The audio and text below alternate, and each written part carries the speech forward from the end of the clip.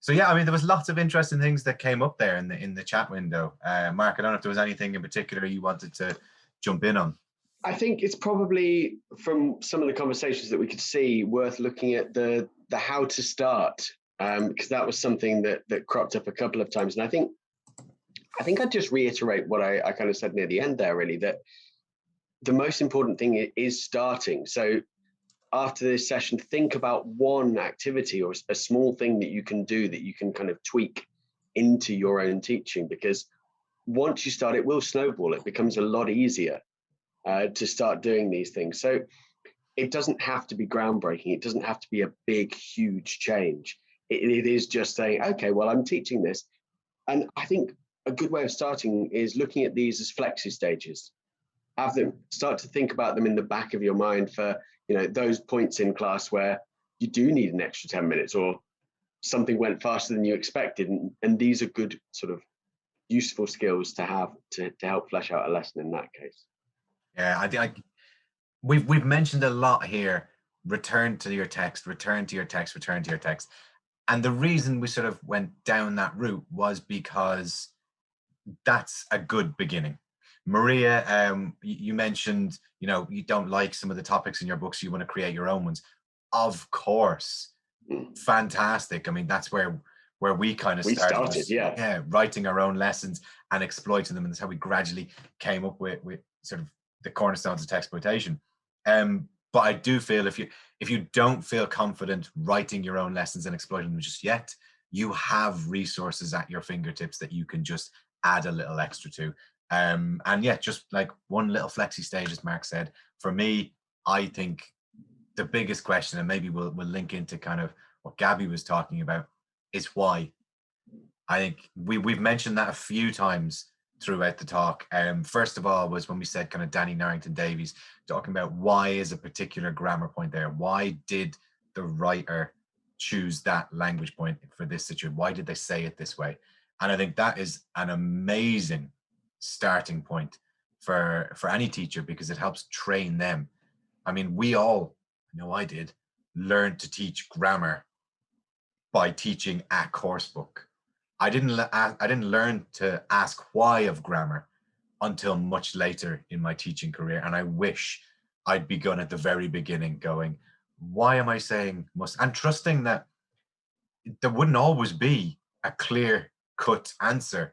You know, English grammar is a messy thing, you know, combined languages, spoken oral tradition over many years, constantly changing. There won't always be a beautiful answer, but sort of talking that through with your students, I think is really a really helpful developmental tool. There's just one more thing I'd like to say in regard to kind of writing our own lessons and using our own text. And absolutely, it's a wonderful thing to do. But I would say what often I've seen when I observe happen is someone takes a text and they replicate a course book with it. So rather than using that text to then do the type of things that we've been talking about, they just give a kind of a series of gist questions, and they focus on a lexical set, or they focus on some grammar. But what we're talking about is this idea of trying to do more than what you would expect to find in a course book. So that's one of the reasons that starting with a course book lesson is so good, because they've done those bits for you in general. So you have to kind of see between the lines a little bit more and push a little bit deeper. Yeah, I think there's another question come in there, which we'll come to in a second. But the other beautiful thing about course books is they plan them out really carefully. And so you tend to see language from previous units sort of coming up and being recycled again and again and again. And this is another nice way of starting. If you're looking to how you could start this, take, you know, if as you see grammar points that you've previously studied and they appear in a text, but they're not the main focus of it, ask your students to go hunting. What have we studied recently that's in this text? Is it being used in the same way as we learned in our previous one? Is it being used in a different way? I really love that little tiny grammar hunt, which I think is quite fun. Sorry, Maria, you brought in another question there. Yes. Hi, this is me. Maria. Hi, yes. So basically what I wanted to ask is, once we've finished with our text exploitation, would it be okay for us to hand to the students if they see something else that we haven't noticed, or should we always be in charge of that? Would that be a double-edged sword? I'll go first if you don't mind, David. I really strongly believe that you've done a great job if you're in a position to be able to hand over to students. It ties in so keenly to everything we believe about building learner autonomy. We think if that's happening in your classroom, you're in a pretty good place. But I wouldn't just say for the stronger students. I think, you know, we both come from a slightly demand high kind of philosophy on teaching. And I really believe that, yes, it's great to the stronger students are doing that, but can't we get all of the students doing that to some extent as well? So, you know, giving them maybe little mini kind of tasks, putting them in groups, maybe some task-based learning type stuff here. David, do you want to add? Yeah, I mean, for me, it's if, as Mark said, if you can do that with your class, you are successful. That is fantastic. That's good. The trick is it's getting them to that point. And I find a lot of, and maybe with advanced students, it's easier because they're just, you know, they've been through the whole rigmarole. Yeah, they're a bit more maybe reflective, maybe a bit more aware. But we need to be doing this from a very low levels. And the stages are, you know, one of my favorites is go back to the text, find a piece of language, find a chunk that you want to take away and learn, or you want to take away and use, you know. But the stages to get there are, number one, a student understanding that they can have agency and that it's not just a one-way street. And that is little and often they sort of realize that. And number two, a student knowing and recognizing what a chunk is and you know, that they could take away and not just a single word or whatever. And then number three, a student being reflective enough to think about, I want to take that and what situation in my life could I put that into? So there's stages we need to go through to enable students to be able to do that. But the little and often approach of talking about it helps to develop that. The first time you do it, if you just go in blind and say, guys, go find me some chunks that you want to use in your life, they'll all come out and say, this word you taught me earlier, I don't care what it is. But if you help develop those skills over time, they'll start doing it themselves naturally. And yes, please give the reins, give them control. And then we get this idea that I think Gabby has mentioned earlier as well, this idea of noticing, which, you know, is a kind of a skill that we strongly believe in developing. It comes very much from the lexical approach, this idea of getting students to notice what's happening lexically in a text. And it's vital, because once they can do that, you massively increase the productivity of their reading. We all love reading, and this idea that, you know, students learn from it, but actually we can accelerate that process by doing these kind of the questions around the reading, so that when they're outside of class, they're learning as much, hopefully, as they are in class. Okay, thank you. You're welcome. But I am interested in going right back to the beginning of all this, to Maria's question about limericks. Do you want to come back to us, Maria? Yeah, well, I think it's quite funny. Sorry, it's just I laugh about that, because when I say to people that I use limericks in some of my lessons, and with the students, I must say, I've used it with the students that they were bright enough but quite disruptive. So often, you know, you just have to cater a little bit for your clientele, because you can't really feed everybody with the same. And I just thought, okay, I'm just going to see how it works. And I remember picking up, you know, a couple of limericks, and some of the ones we have a habit of just at Christmas time playing limericks. You know, we just we just sit around after lunch, and then we just start, you know, composing limericks, and we really have good fun. That's fantastic. So I just thought, well, see what happens with, you know, see if I can work it out with them. So of course you just give them a couple of limericks. They look at the pattern. They try to, of course, see, you know, I tell them what I want them to do. It doesn't have to make sense, because the more surrealistic things are, the funnier they become. And then you also have an image, you know, with it. So it was quite a good exercise. And then I realized that, I mean, could see how much they enjoyed it, reading the limericks and finding, of course, the funny bit of it, apart from being able to spot, you know, how they have to construct it.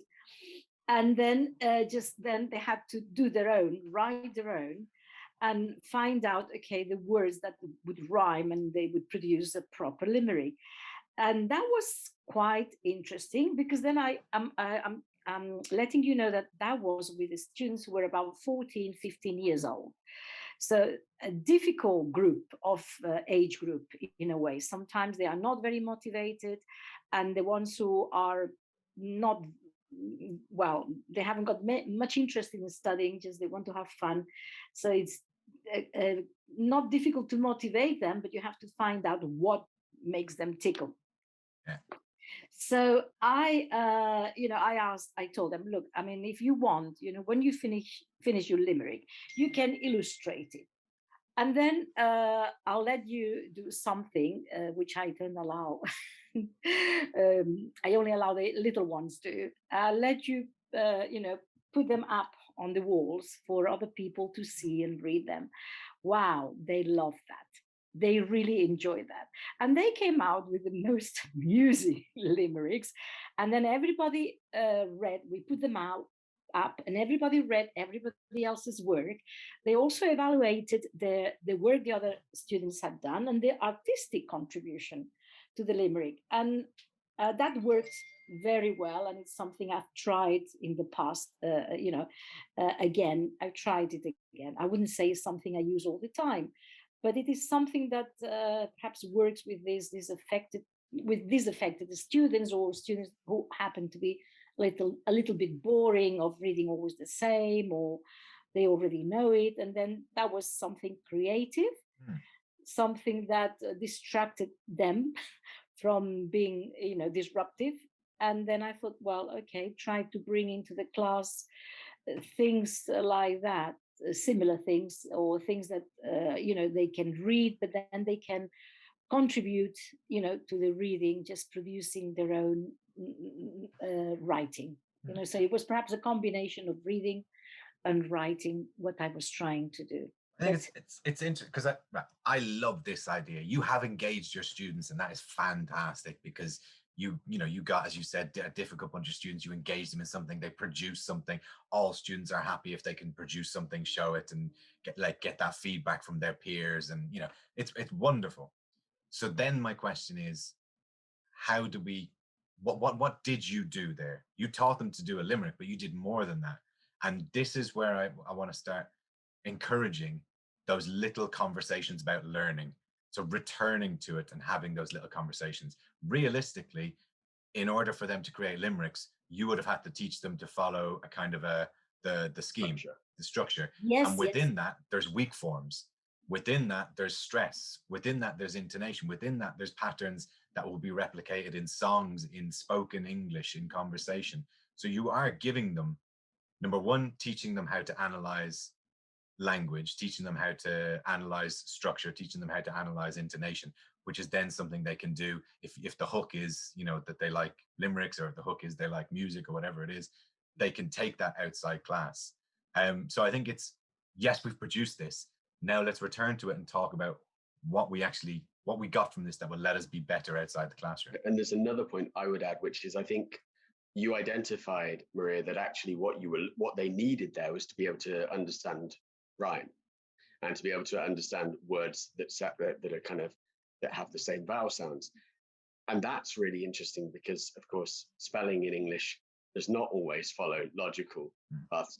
And a really nice follow-up activity could be getting them to record them, because then we go into that idea of fluency again.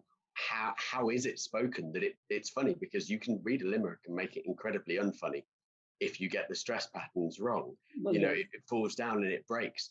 So there's quite a lot of extension within that activity that you can add in with these little things. I'm a huge believer in getting students to record things on their phones. I probably spend at least 5 minutes every class in a general English with students, even if it's just a 2-minute recording of, you know, there's some direct speech. How is it said? record it. Okay, let's listen to a model of it, which I might have done myself. How is it different? The timings, I mentioned this earlier, this idea of how long should it take? 5 lines of limerick verse, probably longer than students often make it last. It is my experience. Students often race through things to try and get it finished. And actually, that's not how humor works, is it? We pause in specific places to build that tension. And noticing how these things happen would take what is a really, really great idea and just give it another extra twist. You could make it, take it a bit further. But yeah, really, really good. And I think you said something else that I really, really agree with, which was, we don't always teach the same things. When I first started teaching, and this is barely believable now, but I used to teach 9 hours of intermediate general studies in 3 3-hour classes throughout the day, with a 20-minute break in the middle. And even though it was the same book and the same class,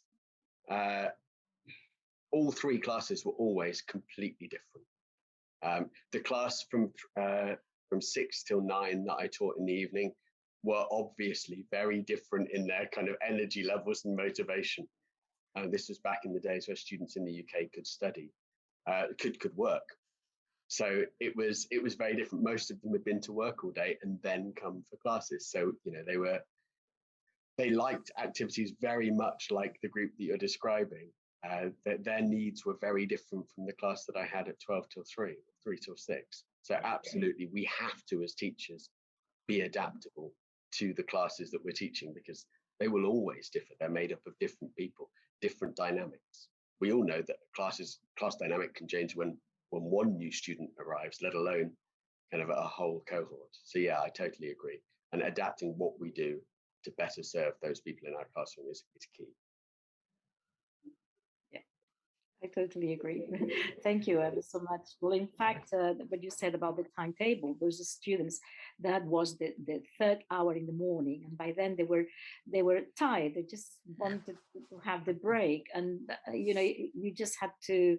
I could see that 3 hours in a row, one lesson after another, and I always thought, well, you had to cater for for their needs, and they produce very funny limericks, and most of the time, of course, I had to go walk around the class, supervise, check on the language, their rhymes, because sometimes, as you say, spelling is different, and if it was a word that they haven't heard before, or they haven't heard, in fact, they may have seen it and they haven't heard, so you had to give them a hand. But on the whole, I mean, I was quite proud of what I did with them because it was enjoyable for them and for myself as well.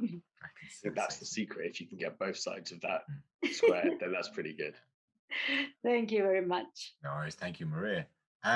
So there's a few other things that kind of came up in there. And one of the things that was mentioned was sort of not killing a text, or also, do you focus on a lot of things, or do you focus on one thing? What are your thoughts on that one, Mark?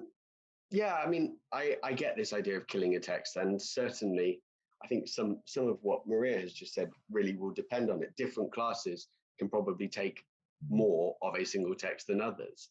But I do think there's a lot to be said for explaining the why when we return to a text. I think if we just return to a text and say, okay, we're going to look at this again, students are quite naturally, well, we've read this.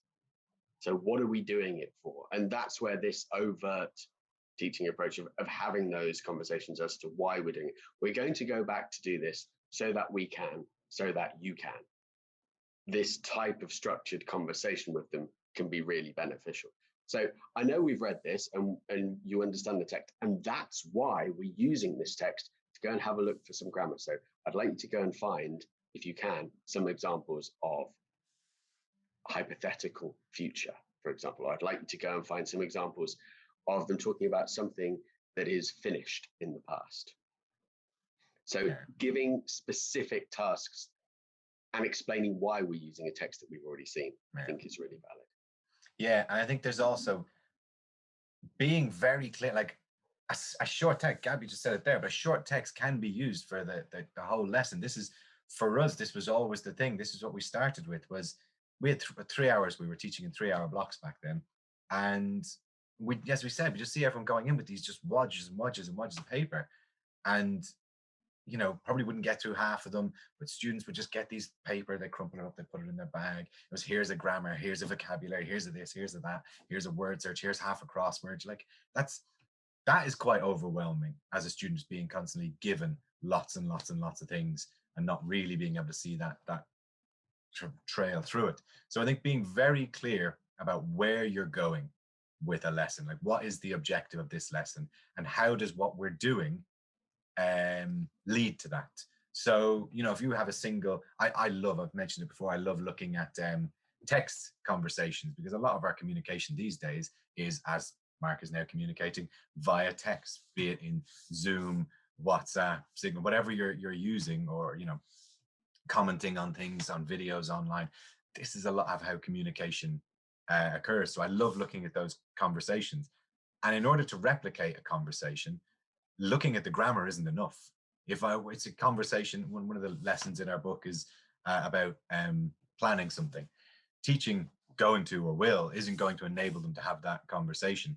Teaching them the general script of the conversation, teaching them how to ask about plans, how to politely say, I'm busy, and apologize and give an excuse. So all of these things are what enable them to have that conversation successfully. So being clear about the objective. That's really, really vital, because all of us, I think, as teachers have had that brilliantly awkward, wonderful moment where you ask students if they've done something and they just say no, which I kind of enjoy from the comedy value, but it's not going to have a good response outside of the language classroom if said in English. That level of directness is, English people make excuses and use reasons. I'm really sorry, I wasn't able to because, and it means no, I didn't. But it's how we say no, I didn't. Yeah, it's all those little, it's the interesting cultural things. And I think it's important that students consider, or that we as teachers consider our students' context.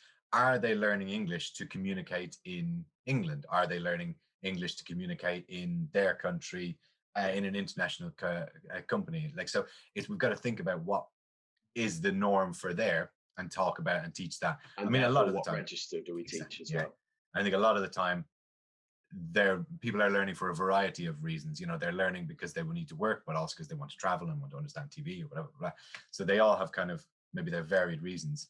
But I do think, yeah, it's important that we think about context and have that conversation while we're learning. Yes, I might teach you some connected speech, but if you're working in an international environment, it would be weird if you spoke with connected speech all the time, because maybe the other people in the room wouldn't understand you as easily. So maybe it would be, you shouldn't speak like that, but maybe you want to know it so that you can understand people when you're traveling or listening to watching film. So I think it's important that we kind of have those conversations. But yeah, for me, it's all about where are we going with the lesson? What is the objective? And that allows us to do more. And a lot of that, again, it just comes back to this idea of we need to know why we're doing something before we do it. And too often, I think it's easy when we're teaching from a course book to fall into this formulaic, oh, well, we've got a reading and we're going to do the gist questions and we'll look at a bit of grammar. And now reading is done. When actually we've not necessarily developed any reading skills. We've practiced reading. We've perhaps, hopefully, built in some kind of grammar or vocab use. But it's this idea that it's kind of perfunctory. It's not actually about teaching any specifics. It's about filling time. How do you feel about using text below the level of the students? As long as you tell them why. David, you've got a beautiful story regarding Claire T. Oh, okay. Yeah. Well, I mean, I think it's all about your aim. It's all about your objective. If your objective is for them to learn a skill, you don't want vocabulary getting in the way and stopping them from doing that. And this was a lesson I observed many moons ago, and fantastic, wonderful, amazing teacher. But she'd used, it was instruction giving, and she wanted to teach instruction giving. And, in order to teach instruction giving, you would talk about, sequencers, first, second, third. After that, then this was, I think, a pre-int or an int class or something like that. And immediately their understanding was, this teacher is teaching us first, second, third, last. I am not a beginner student. I am checking out. This is far below my level. And I watched as this happened. And then I watched as in the final sort of production stage, it kind of was revealed that this would help them to give instructions, to give directions, to maybe to organize presentations that were the sort of the context and the use of it was revealed. And the students kind of, as one went, oh yeah, this is actually really interesting. This is really useful for me, but it was too late. And so that the issue there was not the lesson, but the conversations about the lesson. It wasn't that the text was too easy. It was that the reason for using the text was not clear. So all of these little conversations, this overt thing allows you to do more with a text. It allows you to use a text that is lower because you have been clear to your students. They will be better able to give instructions. In order to do this, you will talk about sequencing, which is a skill and not just the vocabulary about it. So yeah, I definitely think it's okay as long as you're clear. And you're clear in your mind why you're doing it. You're then clear with the students. And I think we can flip that. And I think the more common is to flip that. And we give students work that is above their level. And we know that. And we therefore, alter the task. We're saying, I'm not expecting you to understand all of this.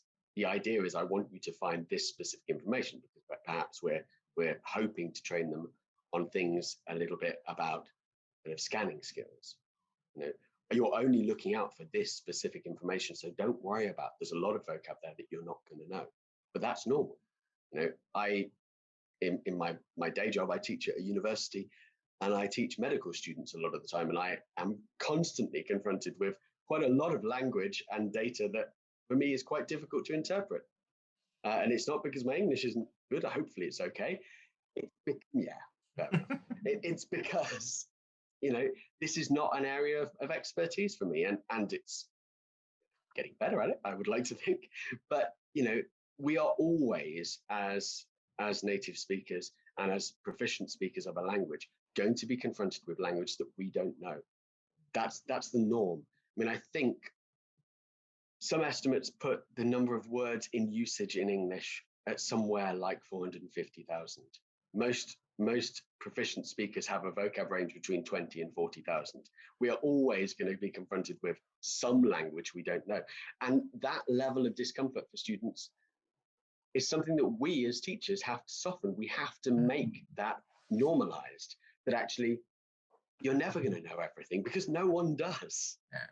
And it doesn't mean that you're a bad student, and it doesn't mean that your English is bad. I think everyone who has taught proficiency level students has had students who think they are rubbish, and we know that their English is absolutely stunning and probably better than ours as we're teaching it. And they are always the students that think that their level is terrible and they must do more to improve. And I've read 5 books this week, but I must read 6 because I need to get better.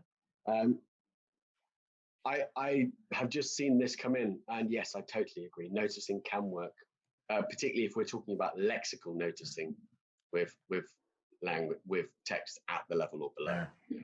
But I think also there's another like, right. So in skills noticing, I definitely think a slightly easier text or something that's at their level or a little bit below is good, because we don't want vocabulary to get in the way. We don't want things they don't know to get in the way of them being able to focus on the skill.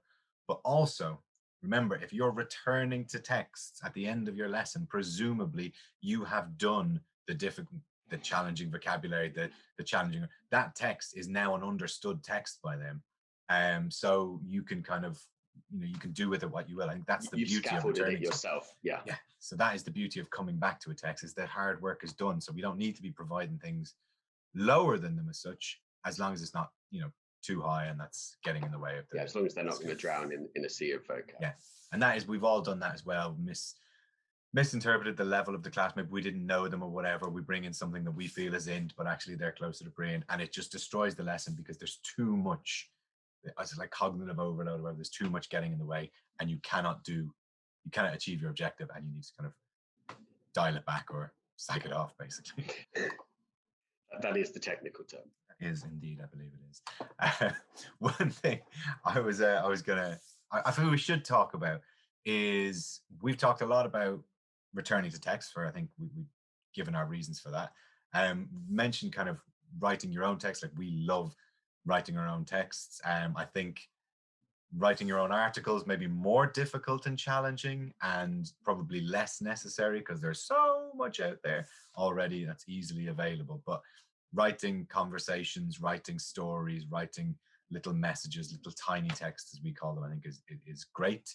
But what about authentic materials? What are your thoughts on authenticity, Mark?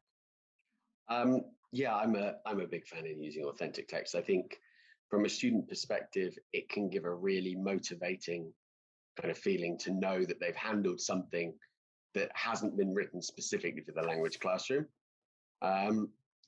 I think we get these beautiful natural occurrences of language that we kind of mentioned earlier, the little bits where the conditional isn't exactly fitting into any of the 0, 1, 2, 3 that we might expect. We get to see language being used in different ways than the quite often controlled ways in which it is used in a classic language classroom.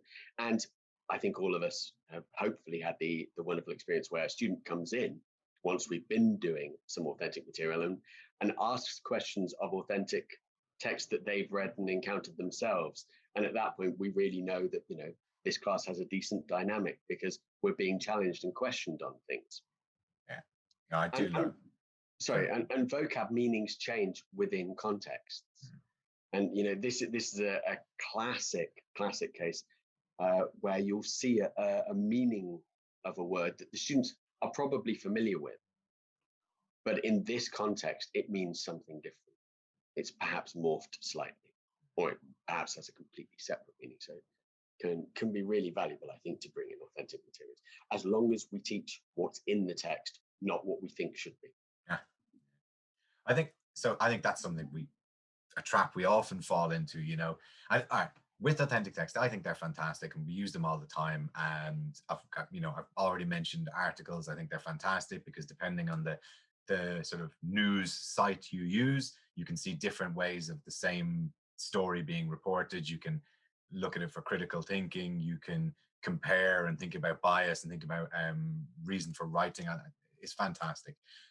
But especially if you're starting out at this kind of stuff, don't do what I did and spend 17 million hours on YouTube scouring it for the perfect conversation. It's not there. But what you can do is you can game the authenticity to a certain extent. And I know, Mark, we've been doing it for years, which is we have our phone, and if we know we want to look at a certain type of conversation, we just get 2 people from our staff room. We put the phone in front of them, and we don't tell them the language we want them to use. We just say, we want you to plan what you're doing this weekend. You've got 1 minute, and that's your recording, that's your text done. And then you pull out what's actually there, the actual stuff they lose. I remember someone did it to me once. They said, I want you to make some recommendations for visiting Dublin, where I'm from. And I think I kept saying, you've got to try this, you got to do this. And, you know, he just taught a lesson on recommending, and hadn't been in there at all. So it was a nice extension. Then he was able to play that and go, so there's this language we've looked at, and now, how does he use it to recommend? Does he use the same ways as something else? I think they looked at you have to, and I was saying you've got it. So yeah, I think there's you can bring in kind of semi-authentic materials as well, which will fit your purpose a bit more nicely. Yeah, I love doing little vox pops as well, asking people opinions on things as a really nice way of seeing natural ways. Because, you know, technically, if we're giving an opinion, we'd expect to see present simple, but it's very often prefaced with something like, I'd have to say, a structure like this put in front to soften it a little bit, to give it this slightly hedged quality where someone doesn't want to overly commit in case their opinion is wrong. Yeah, well, I think I'd have to say. Yeah. Put me on the spot, but yeah, you get all these lovely. And you get all of those little natural phrases that people use, and they can be really useful. But absolutely, I think all of us who kind of love text, which, let's be honest, is probably almost all of us who are actually end up as teachers. There's a reason that we went down this path, and it's probably that we have an investment in language. And very similar to David, I must have spent an entire week looking for a text for an observation once, because I had to find the perfect one that exemplified everything that I wanted in my lesson. And actually, that's the wrong approach, because I should have looked for a text and then taught what was in the text. And so I think that would be my big take home. There isn't a perfect text. Every text is perfect if you know what you want to do with it. I think, yeah, I love it's what comes first, the chicken or the egg or whatever, or the cart or the horse or whatever. It's so you know where you're going. You want your students to be able to do this, and then you have a text in which people are doing that, and you just teach what's in it, and that's how you get them there. And I think it's very often I've had teachers come to me over the years when I was managing them and saying, I've got this text I want to do in my class. Why do you want to do this? Because it's a fantastic text. I find it really interesting.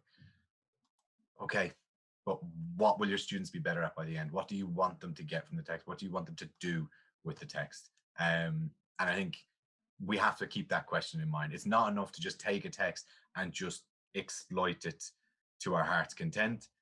You've got to be going in a direction. You need to know why you are using that text, what you're going to do with it, and what your students will be better at by the end. That's the question. What will they be better at by the end of this? But I think that's a fundamental lesson planning question, isn't it? Yeah. So, are there any sort of final questions anyone has? Anything they'd like us to answer or discuss? Actually, what I really love about this whole session and your approach to text is how you link it to real life. Because we do not just learn,